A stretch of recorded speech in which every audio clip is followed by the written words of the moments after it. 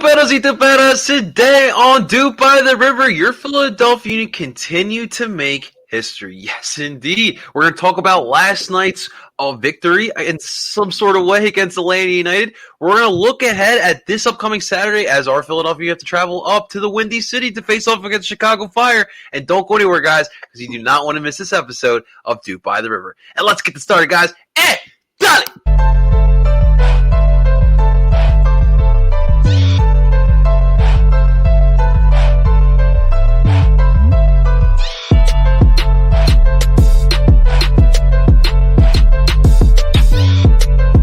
And that is right. Welcome, everyone, to Doop by the River, the show where we follow everything Philadelphia Union, brought to you by Philly Sports Network. Before we dive into everything we got to get to, and there's a lot to get to today, two big matches that we got to – one we got to review, the other one we got to preview.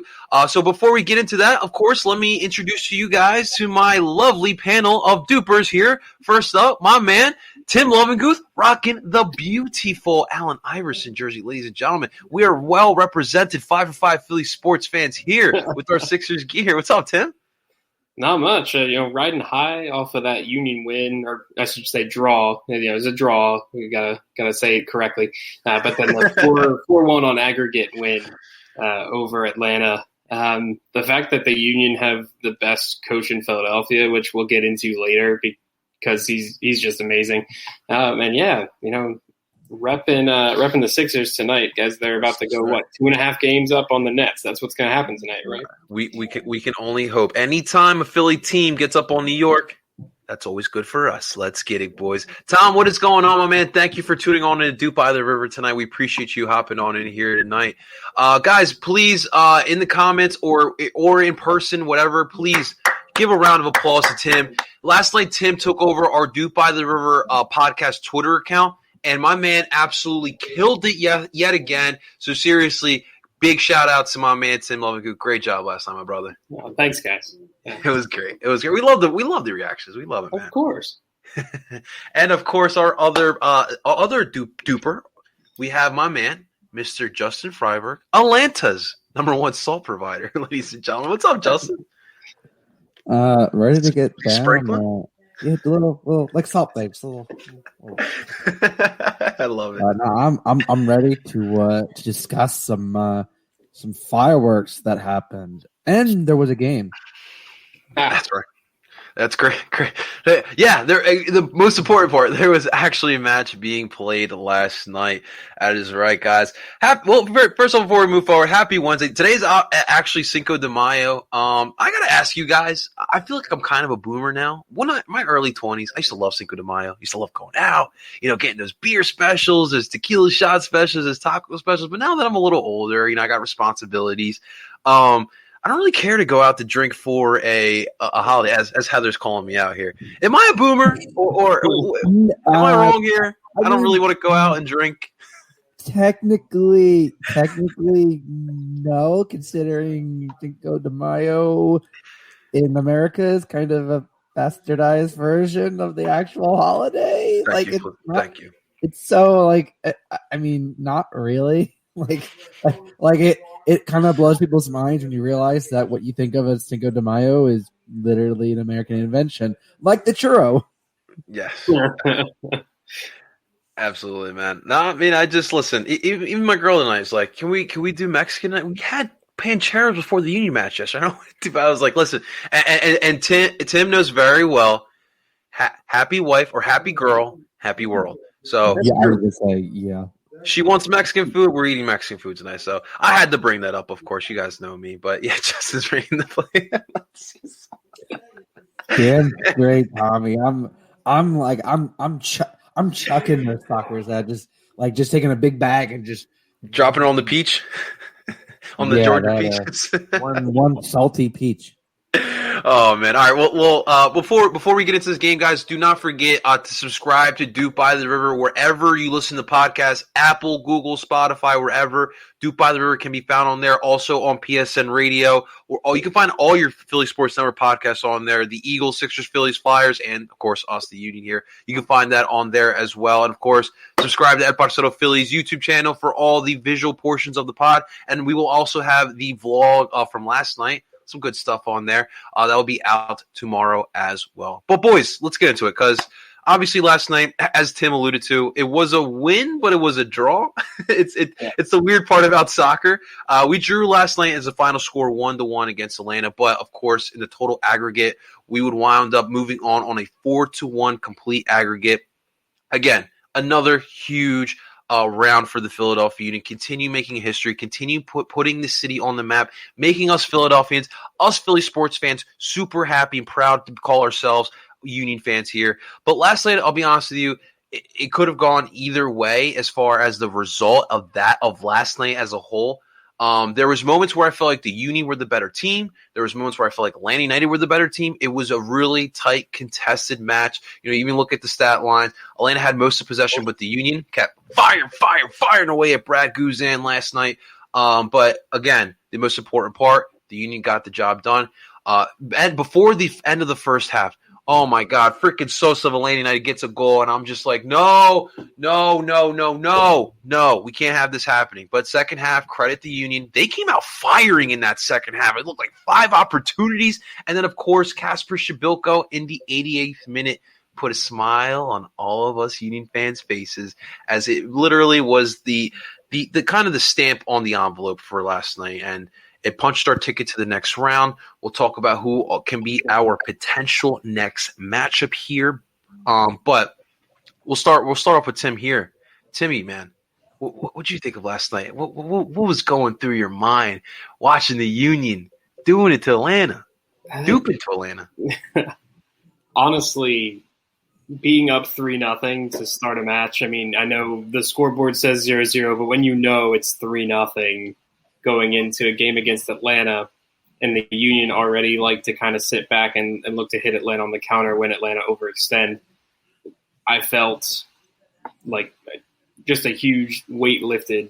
Even when Atlanta scored the goal, I was like, they still need 2 more just to force extra time. Like, it's just a completely different feeling in a 2-leg playoff, especially when you can win 3-0 at Atlanta. But yeah, seeing the boys have that type of performance yesterday where they conceded possession and looked to hit on the counterattack without El Brujo, having Leon Flock at the 6, I thought he did extraordinarily well. That was kind of my main question ahead of the match. I know Jim Curtin said that that's his natural and preferred position. But, you get thrown out there on an island without anyone next to you in that position. He did wonderfully. And then I know we're going to talk a little bit later about Olivier Bizo as well, but he is really impressing down on the right flank, getting forward. And, we talked before the pod, doing things that Ray Gaddis wouldn't do in terms of attacking and some of the flair and moves that you like to see out of a Union player out there on the wing. Absolutely. Almost. Yeah. Yeah, no, I think just, we could probably go through the starting 11 and even some of the subs and say, yeah, everyone kind of came in and did their job. There wasn't any player, I think, that really did anything terribly, against Atlanta, who were going to have the ball most of the time. So I think they executed the game plan. Absolutely. I agree with you. Justin, kind of elaborate on that, man. Leon Flack, to me, he has to be one of the most underrated signings already in the MLS, dude. And we haven't even completed a month of play yet. I was really intrigued to see what he would look like back at the 6. I feel like when he plays at the left, he has a little bit of freedom, but the defensive prowess that man has. What did you see from him at the 6? Yeah, that is his natural position. He played that at St. Pauli, and it's clear why. It's all right. Monterrey just scored, so. Oh no! And bad goal from Eloy Room to give up. But yeah, Leon, I saw a very promising idea, which is I think you can. It makes you feel comfort that knowing how El Brujo plays, that you have a very capable starter who can go in there and play with the same tenacity, but also know not when to cross the line. I mean, I'm not sure. Did Leon get a card last night? I don't think so. I don't think so. But like I said, he towed that line pretty well in terms of he did. Really, really good. And the biggest thing that I saw from him was he reminded me a lot of Brendan with the ridiculous pace and energy he had. I mean, he just kept running like an Energizer bunny, just kept running and running and running. Like he'd break up a play and then run up the right side and like make a run and then lay the ball off. Like he had a ball, I believe it was him, or he passed it off to Bizo, and he found Sergio on that like diagonal run. Like Sergio came all the way from the left side, and I thought it was Leon. It was the outside of the left foot. Like plays the ball up the line, and that ball had enough curve on it. And it stayed for Sergio as he was making that darting run across. And I was like, I looked at my dad and I was like, holy shit. Like that was a textbook, through ball. And it really does make an interesting question. And I do wonder now that you have plenty of time in between the quarterfinals and semifinals, and now with the extended layoff that El Brujo certainly will have, I mean, I think it's going to be at least 3 games, maybe 4, for this incident. I do wonder if now that you're going to start focusing on the league again, if you're going to see more rotation. And I know Jim isn't known for rotation, and I know he said he doesn't quote unquote trust his younger players, but I think there's going to be more. You do have, and I'll address Heather's question. I'm not really worried about a lack of depth because I think we have depth. Like, okay, yeah, Finlay's out at the moment, but Colin as a serviceable backup isn't the worst thing to come in if you need him. You have plenty of midfield help. Okay, you might be a tiny bit thin up top, but you have plenty of players in the midfield who can play up top if needed. So there's going to be a lot of rotation, I think, given the congestion of games. And I'm not particularly worried about the depth on this team because I think there is plenty of it despite, having some injuries at the moment. But I mean, again, given the congestion of games, you're going to have injuries. Oh, of course. Absolutely. I mean, well, first off, guys, Heather, you as well, put some respect on Aurelian Colin. This is Courtney's crush here, okay? So please, okay? He's more than capable of coming on in here. No, but in all seriousness, to me, the only question I have with our depth is Elsinho. Once he gets back to full health, is he going to be the Elsinho that we all love and know? So that's the only question. But yeah, I'm not worried about it. Fontana, it's looking like he might be someone that's going to come off the bench the way it's looking like right now. All the competition's been going on. You still have Corey Burke, who we'll talk about in a second. I liked what he did when coming into the match, but nice shot by Zardes. But yeah, I have no problems there with the depth. And Leon's tackling, man, there was 2 tackles where I was like, whoa, is there going to be a whistle there? And no. And then you look at the replays, clean tackles. I mean, so far to me, Glez's looked like the best tackler, but I mean, Leon might be the best one now. Oh my God. There were several, at least 3 or 4 in like a 5 to 10 minute span that like he would come in from behind. Yeah. Listen, Heather, Jess has a lot of crushes. It's I mean, some of them might, as she says, I believe she said, have bordered on restraining order level of obsession. So let's, but no, I do think that with the way this team is set up, I think that you might consider there be a lack of depth, but Leon's tackling. Oh my God, there's a couple where you thought he was beat, and he comes in from behind, and there was a few times he'd come in, slide, the precision tackle, steal the ball away, get up, and start running, and you'd have the Atlanta player on the ground like looking for the foul, and the ref would point and he's like all ball like that. He did the the he got the ball, the signal. I'm like, oh wow. I'm like that's and the thing is, like, you can't teach those kind of instincts. I mean, you can tell players how to position themselves, and you can but I think when it comes to those kind of instincts, I think you just have to have those natural instincts as a player. And Leon has an amazing soccer IQ. It is very apparent that I think with the right development with this team, I think he could be one of those next players that you flip for a certain amount of money. Like, not like a Brendan money, but like I'd say even maybe like $3 million. Like it just like a normal like what you would. I don't think Heather agrees with you. I wouldn't hate it. I know he's left-footed. I wouldn't hate it either. I mean, honestly, he'd be a good replacement should Bedoya leave or retire. Or just need some rest. I mean, Flock covers literally every position in the midfield. You could play him at the 10 if you were desperate enough.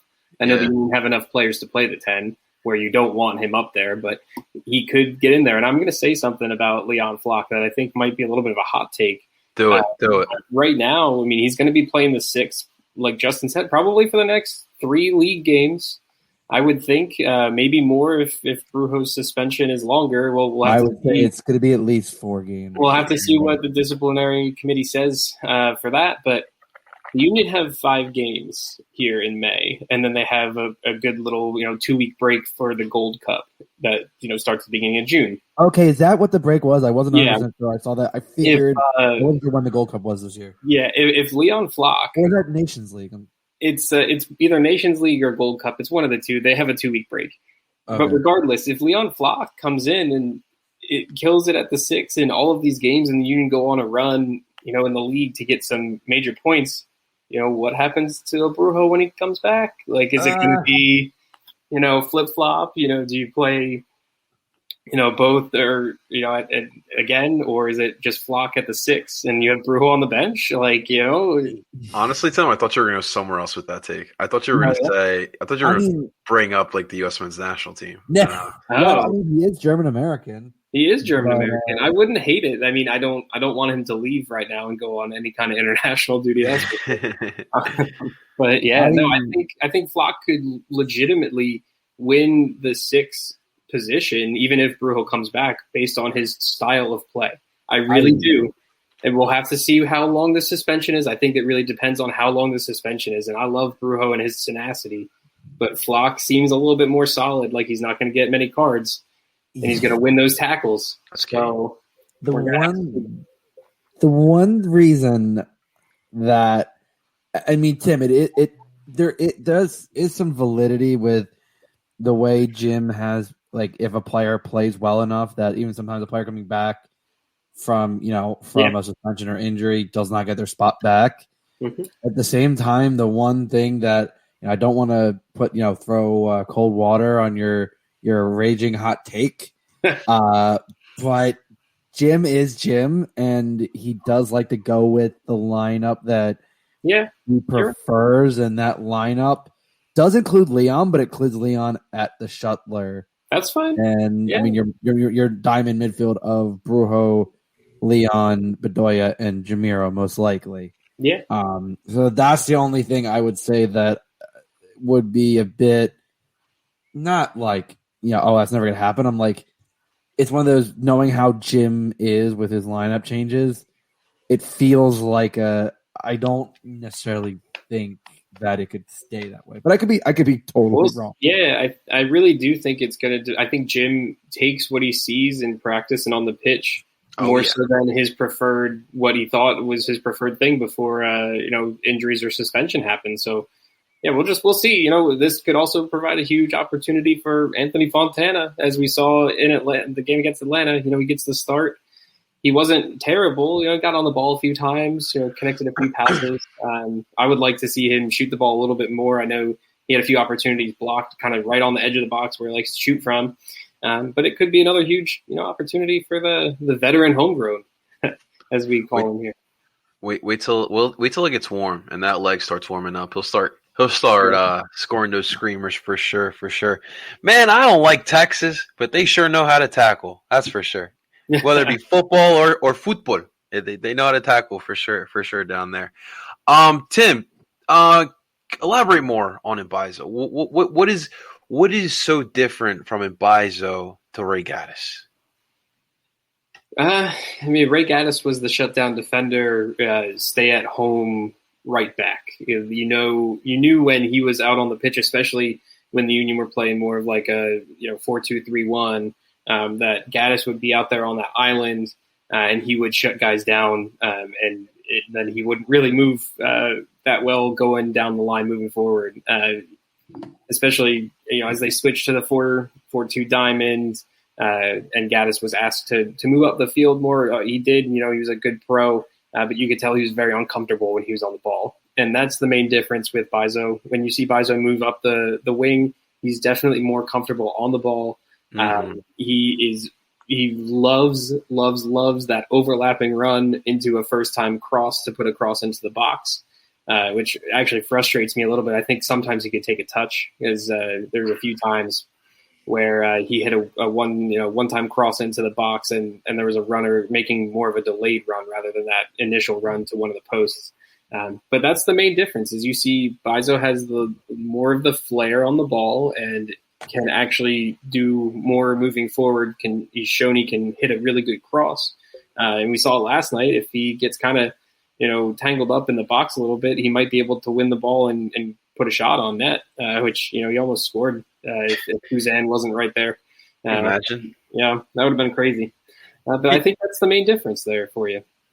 Could you imagine if he would have scored in what would be his 10th start or 11th start, whatever it is now? Yeah, not we waited 10 years for Ray Gaddis' call. Yeah, we never got it. Listen, we love Ray Gaddis here. We love us some Ray Gaddis here, and his attitude was spectacular. His hard work, it's something that can be learned from a lot of these players. But yes, you nailed it. Olivier is definitely a little bit more skillful when it comes to attacking. He knows how to cross. But even to Tim, he likes to display his skill. There's 2 instances where he fakes out the Atlanta defender, and he adds a little bit of his flair to that, and I love that. I love that flair, and that's the type of stuff we didn't get with Ray. It's that type of confidence that he has there. Yeah. Heather, I hope not. I really hope not. And to the point that Justin and Tim were talking about, look. For me, this is strike 2 for El Brujo. You have to hold your composure. This is the pros, okay? I don't know what he was doing in Zuluá down in Venezuela, but you cannot be doing that stuff here. And listen, we thought he was really important for what we do on the attack, but Jim just showed us that we don't need El Brujo to create that attack, that flow of the attack. We could easily do that with Leon Flack. So I really hope you guys know my love for El Brujo. But I really hope he does fix those problems there. Justin, I want to talk to you about the best goal scorer in Champions League. Kasper Shibilko, 88th minute, puts the goal that makes us go absolutely bonkers. Dude, just talk about, obviously last night not as much. I mean, he really didn't hear a lot about him other than the goal, but just overall what he's looked like in Champions League. Spectacular, bro. Yeah, I know Owen didn't like me saying this last week, but I'm gonna repeat it again. Kasper Shibilko statistically is the best striker in CONCACAF right now. He's leading the charge with 5 goals. And honestly, I look at it so far in the 4 games that you've played in Champions League, which, by the way, Union undefeated in international play. Just saying, we're the best team in Philly, and we're also the best team in Philly, dominating North and Central America. But listen, with Casper, for all the crap that we've given him, and I think rightfully so, because I think he's even been harsh on himself. Like, he knows listen, in terms of, for a big guy, his technical ability is great. Yeah. The ability for him to pull the ball out of his feet and get off a shot with either foot is one thing that I do like about him. The one concern that I've always had, and he's been hard on himself about it, is that finishing. Is he gets it on net, like he gets the shots on net. Don't get me wrong, but there's times where it's like the goalie makes the save and he could have put it maybe just a little farther wide, but when it comes to the Champions League right now, I mean, you're talking 5 goals in 4 games. He's in the right spots. If you look at all the goals he's scored, he has literally been in the right spot at the right time. First game against Saprissa, he's wide open for a header in the middle of Baiza. And you're like, from a great cross from Baiza, who I will say has brought way more to the attack with that 1-2 combination with him and Bedoya down that side is fantastic. I love it. And that's been a huge asset to the attack of the season, which has helped get Casper more chances. You have the second leg against Saprissa.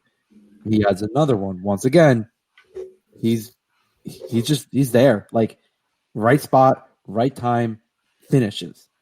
Against Atlanta, I mean, the first goal, come on. The ball just happened to fall right to him after Glesnes. It looks like Glesnes gets a piece of it, and then it flicks off of Bello. And next thing you know, Casper is just standing in the middle with no one on him, and he just taps it right in. And then the second goal, I mean, with a great, build up from Leon and Sergio, and then he takes one touch and blasts it past Guzan's big bald head. And then this game, I mean, you have, Corey, makes a great run down the side. You have him cross the ball. I believe it was Jamiro making that near post run and dummying it. It was a great play. Was it actually a dummy? I missed that. I thought it was. I thought the cross was really intended for him, and he kind of got pushed off the ball. I think it might have been at least an unintentional dummy. Like, fair enough. I think Jamiro just went past it, so I think it looked like he might have overran it, and I think in that he pulled the defender just a little for like a half second, pulled him a little deeper, and that allowed the ball to come through to Casper. He takes one touch and blasts it past Guzan again. Like, he's in the right place at the right time. And, for a striker, that's literally all you want him to be. You want him to be like, he can, don't get me wrong, he can drop deep and create, counter the 1-2, but don't you want him in the box, being in the right place at the right time? And, he's getting tap-ins, but the biggest thing I look for in a striker is, I'm not looking for golazzos left and right. Don't get me wrong; it's nice to see it, but the biggest thing with a striker is their instincts. Yeah, where are they in the box? Where are they making the runs? Are they making near post? Are they making far post? Are they attacking ball? Are they trying to beat the defender?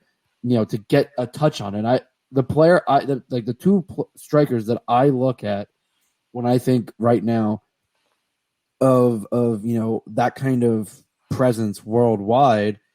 One, I think, is obvious in Robert Lewandowski. I mean, the man's in the right place at the right time. Must be a Polish thing. And he creates his thing. But the other one I don't know if it comes as a surprise to some people. I think to Johnny, it definitely won't come as a surprise, is Edison Cavani. I know. If you look at Cavani, the biggest thing, and as a Man U fan, I've seen it this entire year. It's the one thing that they've been missing is he puts himself in the right positions. He's not outrunning someone, but he puts himself in the right position. I mean, the amount of times I've seen him beat a defender to the near post and flick the ball on, even for an assist, or making that near post run and just getting a flick on it just to score a goal. Like, that's the kind of instincts you want from a striker. You want someone who's, listen, they're going to put in the dirty work, but are they going to do the little things that might not result in a goal, but they result in maybe a save and a corner, then results in a goal. Like, it's the little things that add up to the goal totals. And okay, in the league right now, they're struggling for goals, admittedly. But you know what? I mean, I said this. Yeah. The way Casper's been playing in Champions League, it's just too difficult to bench him at this point. Like, I really don't think you can bench him just because he's been playing so well in Champions League. You go, okay, you know what? He's gonna break through in the league. Like, it's very clear. Yeah. And I like his instincts on the ball. And again, it's right place, right time. And Kasper Schmeichel has been at the right place and the right time in all 4 games so far of Champions League. Yeah, it's so funny, and it's funny that we always get discredited in Philly, but like even when it comes to Kasper Schmeichel, we can be very much like Philly sports fans. When I was talking to AJ from Atlanta United Fan TV, they were all in Atlanta raving about Kasper Schmeichel, and like he's a really talented goal scorer. And like it's almost like talking about Ben Simmons. Like, you talk to average NBA fans, they're all like so happy or they have their thoughts on Ben Simmons, as Monterrey put up 2 now on Columbus. Hi, Columbus crew. So sorry, Owen. It looks like MLS's CCL hopes might ride on the Union. Yeah, we'll get to that, man. We'll get to that.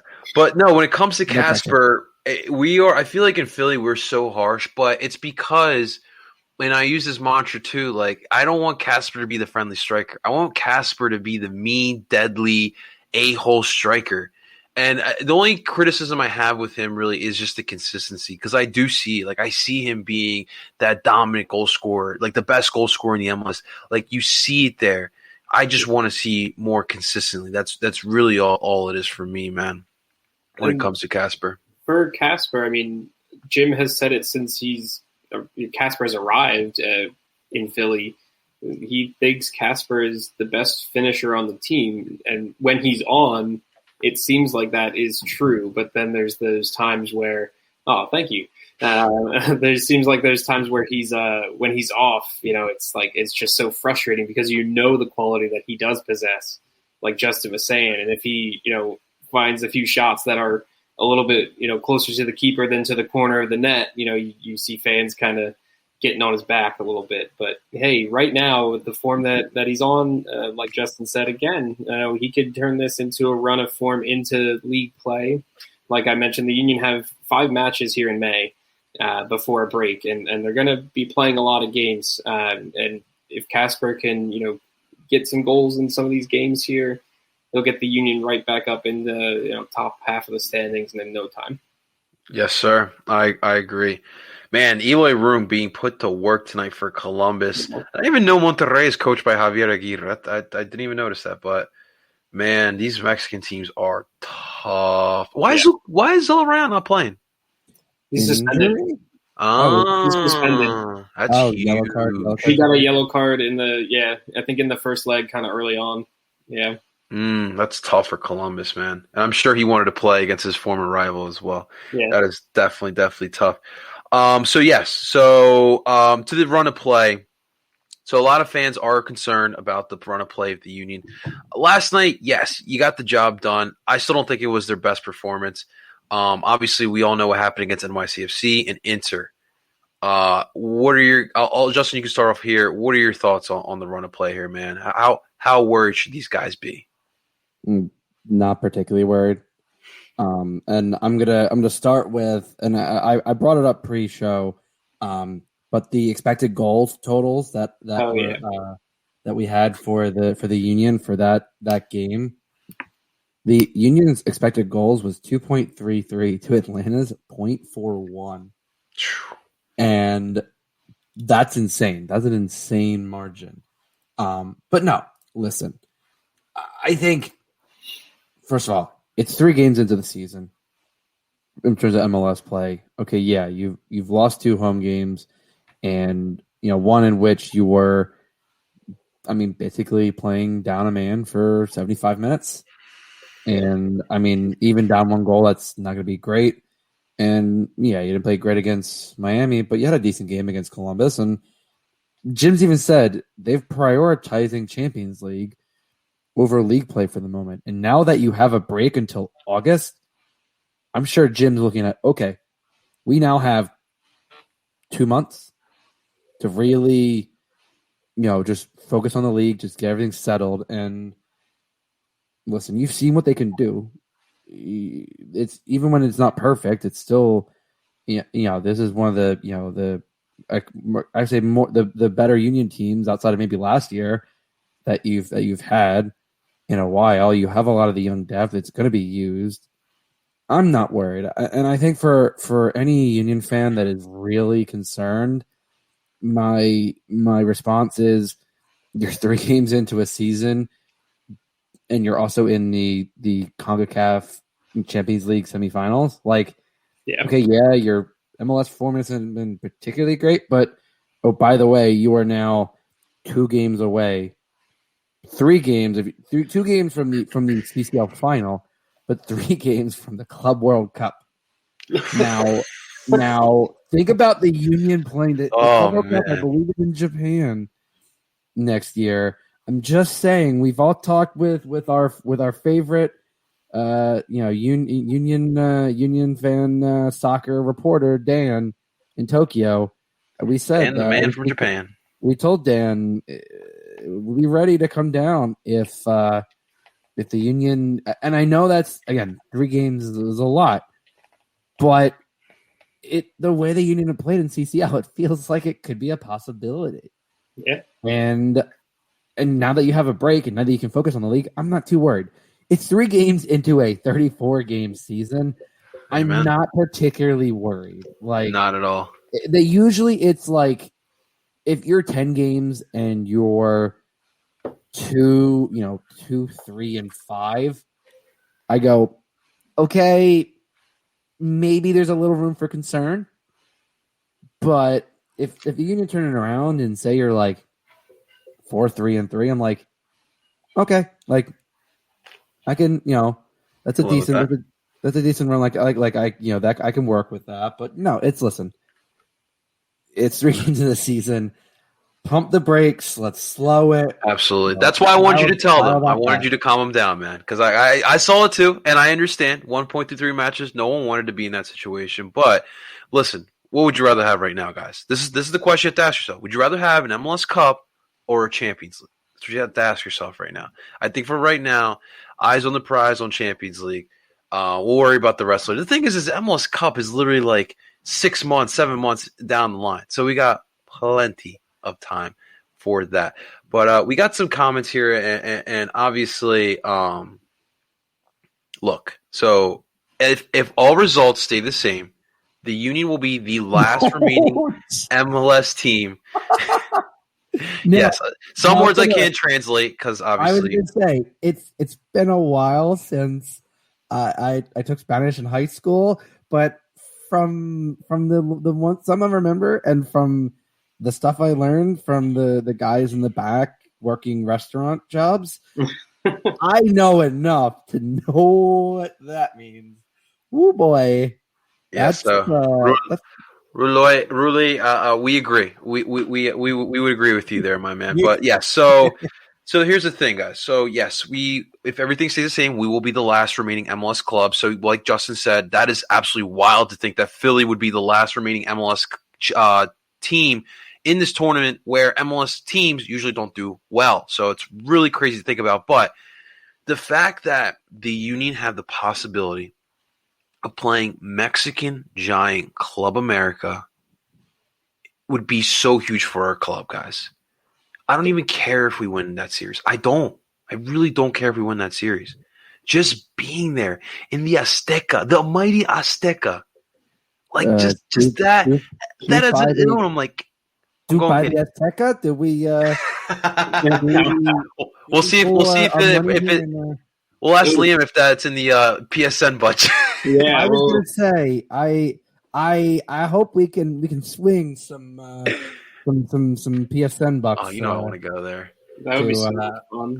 Obviously, we're gonna have plenty of time to talk about it, but just right up the bat, that's kind of what I was thinking after the Casper goal. Is like, imagine Philly in the Azteca, one of the most legendary soccer stadiums in the world, dude. Goosebumps, guys, goosebumps. Right now. It's like the history behind that. It's just so much. Maradona's goal. So much history in that stadium. USA breaking the streak in the Azteca was it like 50 years, something like that. The Michael Bradley field goal, yeah, like 40 yards, and you're like, I know it was a draw, but you're like, oh my god, like they didn't. Michael Orozco scoring and beating Mexico at the Azteca, and there's so much history in that stadium. Yeah, it's so iconic. It's giving me goosebumps just thinking about it. For the new soccer fans here that are American sports fans, the Azteca is a very legendary soccer stadium, but it's also where they do play NFL in Mexico. So that's probably why you will recognize it when the Union play there. When the Union play there, we got to get that there. But guys, yes, I wanted to get that out the way because it's pretty surreal to think about. But the last point on this match I want to talk about is our coach, our manager, Jim Curtin, who stole the headlines after the match with Gabriel Heinze. They got into it a little bit. This kind of stemmed after the leg one in Atlanta, where it seemed as if that Jim went up to go shake Gabriel Heinze like the classy man he is, and Gabriel was a little reluctant to shake the hand. Whatever. You fast forward to last night. Jim wins the aggregate. They move on. He goes up to shake his hand again. Gabriel has some words to say. The best part about that moment, I love Ali Bedoya. You know, Ali Bedoya, the captain, is right. He's got Jim's back, dude. Yeah, he does. Just standing there, and he's kind of smiling. I could see. I'm like, I loved it. I see those people don't realize those moments what signifies a well-ran club. Your manager sticking up for his boys. Your captain sticking up for his manager. Oh, loved it. Loved it. Oh my God, it was great. But so the press conference. So we get to the press conference, right? Obviously, they ask him what went down after the match because obviously it was a little heated back and forth. Now, Jim is kind of a soft-spoken guy when it comes to like the public, right? When it comes to the team, he's a different story. But when it comes to the public, he's a little soft-spoken. But he told us how it was, which I loved even more. He gave his respect to Heinze as a player, as a coach. Great. But saying he was kind of an asshole was fantastic. Now, look, he straight up said, "Sore loser." Yes, a sore loser and an asshole. But to me, boys, like, look, we talked about this in the last pod when we talked after the first leg of Atlanta. This is something that happens in soccer worldwide. Christ, I've seen Atlanta do the wasting of the time, the flopping and whatnot. Everyone does it. Everyone does it. I don't understand how Gabriel, the actual manager, is upset about it. I know he, as in his career playing for the clubs he did the same thing. Exactly. I just don't get it. Tim, just, start off here, your thoughts on Jim and the situation as a whole, man. Yeah, I mean, to hear Jim pull that quote out, just to read part of it, he said, I might tat this on me, Tim, so keep going. He's an incredible coach. He's an incredible player, but you can still be a sore loser and be an asshole at the end of the game. So I still think there's a right way. I think you should shake hands like a man after a game. Like a man. They'll probably have something to say now that I've said that, but again, I'm not going to sit here and take it anymore. That's the full quote, and a lot of it honestly has to do, like you said, the whole fact that they didn't shake hands before the first game. And a lot of it has kind of come out afterwards in speculation of, Jim Curtin was an MLSer for life. Right. He played American soccer. He's an American coach. He's brought up through the American coaching system, and now coaches in MLS. Heinze is not that. He was a European player, played for huge clubs, coached bigger clubs, and now is in MLS. So it almost feels as if there's almost that like air of disrespect that Curtin wouldn't say, I'm sorry for the way that he played. That's what it seemed like between the two coaches. Like Heinze expected an apology and Curtin wanted a handshake. Because he wanted Jim to bow down to him pretty much. Yeah, essentially. And a lot of it now is, American soccer. There's good players now. There's good coaches. It's not the same like it used to be back when Curtin played. The stigma around American players and coaches were that they were no good and they were lesser. And Jim Curtin's the freaking MLS Coach of the Year, the reigning MLS Coach of the Year, and he just outcoached Gabriel Heinze, and he just wanted to pay his respects to the Atlanta coach by shaking his hand. And apparently that causes problems for Heinze. People might take part of Curtin's quote the wrong way where he says, shake hands like a man. I think more of what he's saying is, you need to have that respect for the game and that he sees, between his players and the other players on the pitch. So, shaking hands after a match is just what you do. It doesn't matter if you get stomped or if you feel like you were wronged, you still go and shake the other person's hand that you played. That's just how it goes. What do you got for me, Justin? I mean, we all know Jim is Philly through and through, but my man represented the area very well. Listen, we all love Jim. We all know he is arguably probably one of the most fashionable coaches in the league. Shoe game on point last night. I mean, those Jordans, those blue Jordans.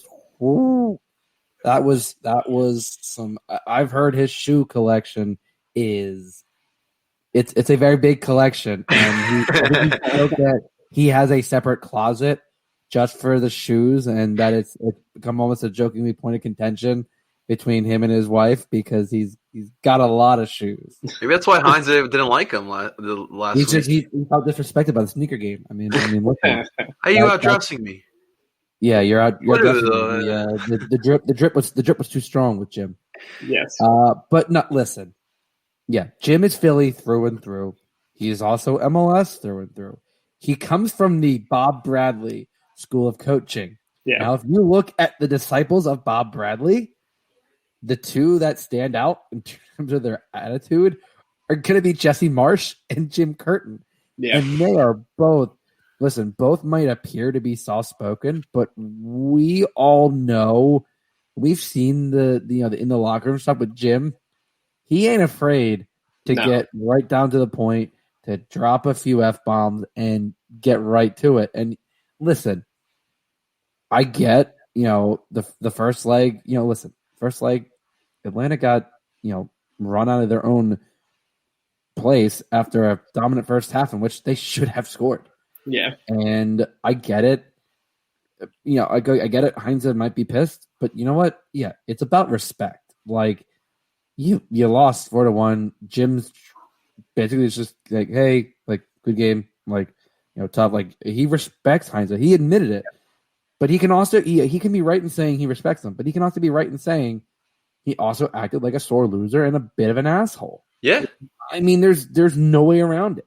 Right. I agree. Just did not not that I lost or hadn't, any or whatever the respect for Heinze, but the one thing I will say, and I don't know if anyone has read Kevin Kincaid's article about this, but he does bring up a good point. He does bring up a good point of saying, yeah, Jim's right, but at the same time, like, I don't know if necessarily it's an era of disrespect, but it is nice to see. Kevin goes, it's nice to see a foreign coach actually like get fired up about stuff around the league. And I'll admit, like, you've seen a lot of foreign coaches come in and just kind of sit on the sideline and just kind of be blah and not really react much. And Heinze is not that kind of a way. He's very fiery. He's very, he's a proud coach.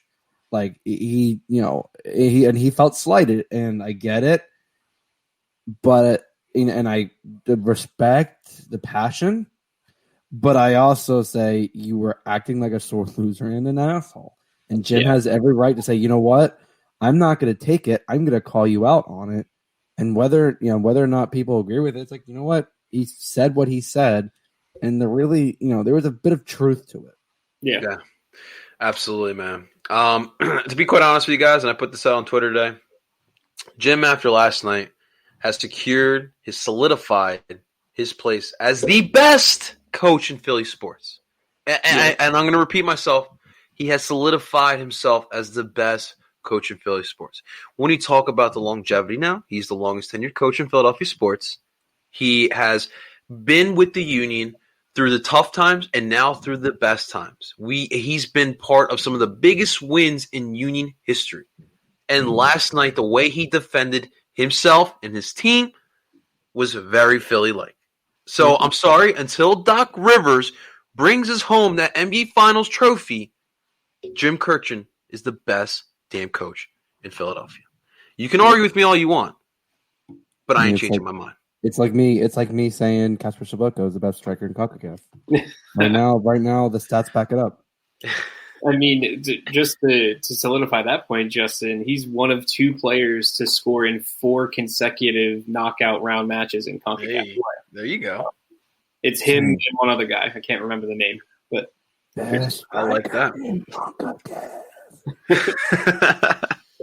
All right, boys. This was a fun episode here. So let's spend 15 minutes here moving on with our matchup this weekend. Yeah. So this upcoming Saturday, the Union are going to get back to MLS play, their 4th match of the season. We'll be up in Chicago up in Soldier Field. No more Bridgeton? Bridgeview. It was Bridgeview. It's now City. Now they're in Soldier Field. So the Fire got a bump up. Obviously, we saw them last year, so we kind of are a little familiar with Chicago. But we haven't seen Chicago at Soldier Field. Obviously, everyone in the MLS is trying to move to the whole downtown stadium stuff. But it was funny because but we're talking about the preview before we got on air, and I told Justin and Tim, I'm like, the Fire is such a weird team. Like, when I think about it in American sports, it kind of does remind me of, like, the Cleveland Browns or even, like, the Oakland, L.A., Las Vegas Raiders, whatever you want to call them now. Yeah. Because when the Fire started in this league, they were really well respected. Speaking of Jim, they were really well respected. They won trophies. They had fun, entertaining, good players. Hell, they had Cuauhtémoc Blanco there.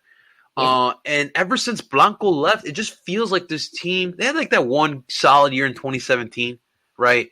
Yeah. But they just can't figure it out. And then the whole like rebranding, moving Soldier Field was smart, but the whole rebranding, and you hear some of the horror stories, how they treated some of their supporters back in Bridgeview or whatever. Yeah. And it just feels like a dysfunctional team. They're trying to get back to it. They have a direction, which is good if you're a Fire fan. But it's just like a weird team. It really does. Yeah. Tim, what do you think about the Fire when you think about the Fire? The Fire is supposed to be a team that can compete for a playoff spot this year. But they just aren't. They just aren't that team. You look at them and you say, okay, they have the attacking pieces. They have Madron, who's sort of a winger 10 hybrid who gives you a good, attack in the midfield. Former Union player Fabian Herbers has found out over the last few years for them. Sort of took over the 10 role, which is why Madron kind of got pushed out to the wing a little bit more, I think. And then they have a clinical scorer in Robert Beric. And I know he doesn't have that many goals in MLS, but he can score. He can score the ball. He's a good striker.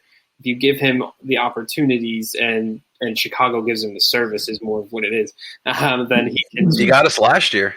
And that's the issue is Chicago haven't been able to give him the service or put players around him.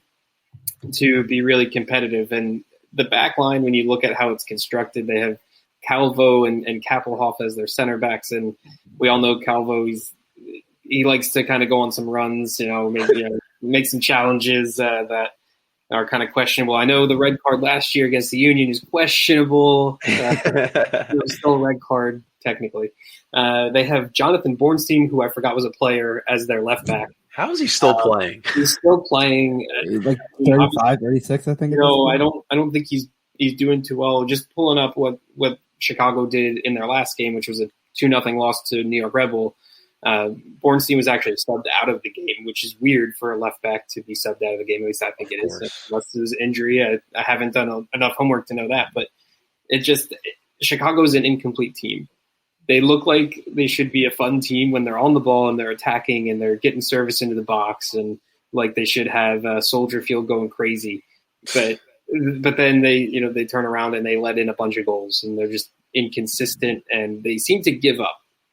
That was the one thing I've noticed from last year into this year. Their first match of the year, they played New England. They were up 2-0 on New England, and you say, "Oh crap, is Chicago really going to do it now?" I know it's the first game of the year, but is Chicago going to be this good version of Chicago? And then they let New England come back, even after New England got a red card. New England scored 2 goals to draw. So it's Chicago, to me, is inconsistent, and quite honestly, the perfect team the Union could face coming off of CCL now, with a break in between CCL when they know they have to throw all of their wherewithal back into the MLS play, since the Union are now sitting in 10th place. You need to move up the standings. An away game against Chicago, you should be able to do well with that, and at least get a point. I would say I think the Union should be favored and should get 3 points, but I think they can at least get a point in Chicago. Yeah, I agree. I think this could be a match where it suits the Union to get back to it. We just talked about, the concern of the Union's play through so far this season. But this could be a match where, the Union just gain back their confidence. Just get that monkey off your back. Like those 2 bad losses, we get it, but just move on. To your point about Herbers, I just looked at the last 3 matches. Herbers was not even in the 18. Yeah, he's injured, I believe. Okay. Yeah, I'm not sure if he's coming off of that injury, but I do know he's been out. Yeah. Okay, so it looks like it's a 4-2-3-1. So I'm assuming either they like to attack with those wings or heavy possession. Yeah, I didn't even mention Frankowski, who's their other winger. He's speedy, and that's pretty much it. He's just a fast guy out on the wing. Doesn't seem to track back too much from the little bit of highlights that I watched on Chicago. Well, they still have to deal with CJ Sapong anymore, right? Yeah, no, he's down in Nashville. Yeah, he's down in Nashville now. Justin, what do you see from the Chicago side, man? Is there anything that can threaten us? Because it sounds like it's leaning like a Union tree. I mean, so they have the same record as the Union. Yeah, they have a slightly less goal differential. They've only scored 3 goals. Barrich has one of them. Yeah. And the only guy that seems to be doing anything is, I believe his name is Lukas Stojanovic. He's a new signing. And he's got 2 goals on the season. But I mean, they have overall the team just. Again, I think Rafael Vicky is a good coach. He appears to be a good coach. I don't know what it is. That team I've talked to a few Chicago Fire fans who are just they don't know what to make of the team, because it feels like on paper they're not going to be a powerhouse, but it feels like they should be able to contend for a playoff spot. Right. At least at the bottom, 6 or 7, at least push for it. And I don't know, it just feels like they just really aren't. I don't know what it is. And with the way the team's been playing, I think Chicago is the perfect team for the Union to play after dealing with a decent game, decent games against Atlanta and a not so great game against NYCFC. I think it's the perfect bounce back league game, in my opinion. Well, I hope so, man. I really do. I agree with both of you guys. I think this is really the perfect game to get on roll here. Going up in Soldier Field, it'll be interesting to see as well. Tim, let's give it to the to your prediction here, man. What do you see could happen here in this match and final score? Yeah, I think the Union should win this game. I would say it should be pretty comfortable, like a 3-1 win. I think Beric or Stojanovic or whatever his name was there, who's been hot, get a goal for Chicago. But Chicago, like I said, are a team that sort of fall apart. And I said that it goes back into last year and just was checking. They were, I know it was points per game determined the playoff field last year, and there were a lot more teams from the East that got into the playoffs than there will be this year. But they missed out on the playoffs by one game. And on decision day, they played New York City FC, and they lost by a goal. It was 4-3. Like, Chicago is a team that, could look good for instances of a match, but then they fall apart. So that's why I say Union will win this one 3-1. It won't be comfortable for all of the 90 minutes because Chicago will be at home, and just like the Union, they're looking to climb up the East. And it's early on in the season, but I think Philly should come in there and they'll be able to find the counterattacks that they want, especially when Chicago implode, which seems to be happening in every match. We shall see. This will be the first time the Union have ever played in Soldier Field, so we shall see. Justin, what about you, man? What do you see happening tomorrow? Or tomorrow on Sunday? Yeah, I listen. I think it's gonna be an interesting game. I think, again, we've said, given the way that Chicago's played and given how the Union played outside of league play, it feels like a good, game to bounce back with. I agree with Tim's scoreline. I also believe it'll be 3-1. I think it'll be, and I do think either Beric or Stojanovic get the goal, but I think I think the Union, jump out to the 2-0 lead. I think Chicago then pulls one back, and I think the Union get a late one to cap it and make it 3-1.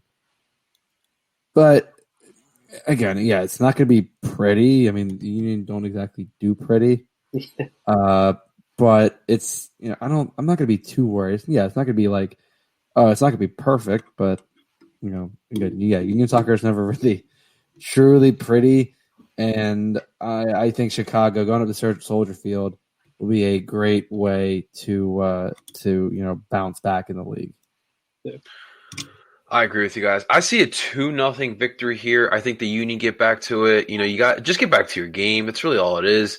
We know how we play. Once you flex those muscles on this team here, I really don't see how Chicago can beat us.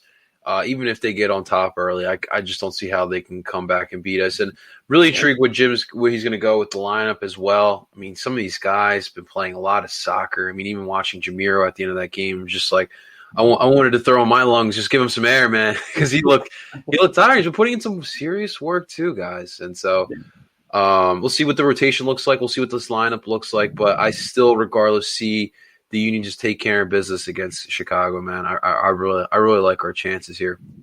But guys, this weekend is pretty some pretty interesting matchups here in the MLS. I mean, obviously, like, you got New York, Toronto.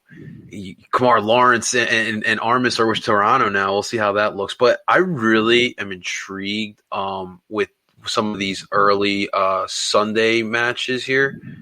As we have Miami and Atlanta facing off. Now, obviously, Miami, we all know they took care of us last 2 weekends ago, which is it is what it is. But Atlanta, I don't know what Atlanta looks like, and it's to me salty. The more insult, the black label there. To me, this is going to be a really fun matchup, and it's really like, who wants to be the king of the South? I think it's up for grabs. I mean, I think Nashville's still the best team in the South, but I'm really going to be intrigued to watch that. You guys going to watch some MLS action other than our boys in blue? Oh yeah, most definitely. I mean, it actually is kind of nice. The Union game is a 1 p.m. kick on Saturday. Oh, so that's right. So we get the Union game out of the way kind of early, over at 3, and that's when the rest of the games kind of start as well. So yeah, I'll most definitely catch some games after a Union win. That's what I'm excited about. I always love after a Union win scoreboard watching and watching the rest of the teams in the East, fall apart. Hopefully, so that's what I like to look for. Just saying El Trafico Saturday at 8:00. Trafico. It's a great weekend for MLS soccer. Boy Fox. I forgot that was happening. So and then I know that's what I'll be watching. Sunday, Portland, Seattle. So yeah, we got some rivalries this weekend. Rivalry weekend. It's only week 4. Yeah. You have the 2014 expansion, Orlando and NYCFC, Battle Texas. Yeah. Vancouver, Montreal already talking crap online. Yeah. Oh my God. Yeah, I don't think Montreal has a lot of room to talk. No. So I think they definitely didn't pick the right, considering how the rebrand hasn't been great. Like, I think people they are the last ones to start talking. That is pretty funny. Pretty funny. Before we sign off today, guys, I want to give a couple quick shout outs. Ryan Bross, the Tifo guy, Sons of Ben. Just want to give him a quick shout out. We've been messaging back and forth throughout the week. Tifo, with the translation of Philly versus everyone, spectacular and means a lot to me.